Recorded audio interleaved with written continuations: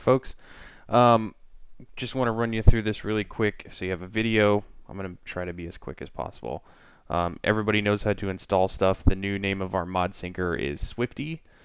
These guys have worked pretty hard. They've taken some of the steps that we took in the past and turned them into a extremely polished, well-written app, and it's pretty cool.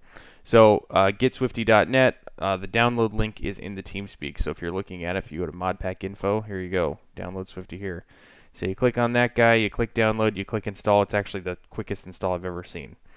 Once you install this, the only thing you really need, which you can remember this anyway because it's our website address, but you need secondraters.com. That's the repo URL.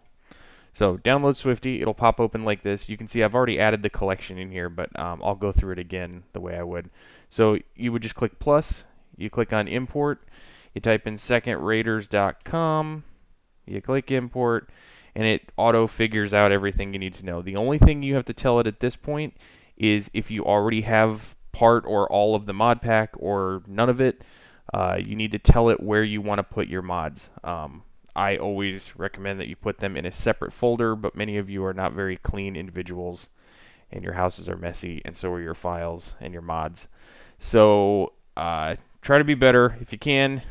Stick them in a separate folder. If you cannot do that, or if you just don't want to, Swifty will work around that. It'll try to take all the mods and it'll keep you in sync no matter what. It's just that if you don't keep them separate, sometimes Steam and other things will overwrite your mod set, and then you get messed up stuff and you're trying to update before the op, and that's no good. So anyway, tell it where your mods are. In my case, I would click on browse, and I keep my mods in a separate drive with a separate folder. Right here, second rater collect.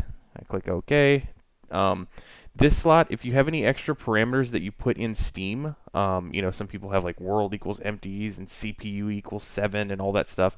Any of the things you've put into Steam as launch parameters, this is where you would put them here. If you click on help, it'll take you to a list of those. So anyway, you would click on save, and once you click save, you'll see this pop up. You'll see this image in a little bit. It'll start refreshing and syncing and checking and doing all that. It should take a minute or so, and then it'll start downloading and doing whatever, just like Play with 6 would. This will keep you in sync. So when you mouse over this, I can recheck, and it'll check my mods again. The other thing I can do is, once it's in here, I can click on Settings, and I can go to Explore. It opens up the folder where my mods are. I can go to Mods, and it shows me a list of external add-ons and the presets that we have in here. So it shows you all the mods, because Swifty is a launcher too. So let me show you that actually.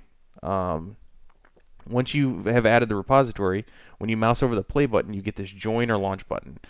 Join won't take you to the right server right now because it's not up, and we'll get this working eventually, but who cares? You can click on launch right here, and it'll just launch Arma with our collection, and just that.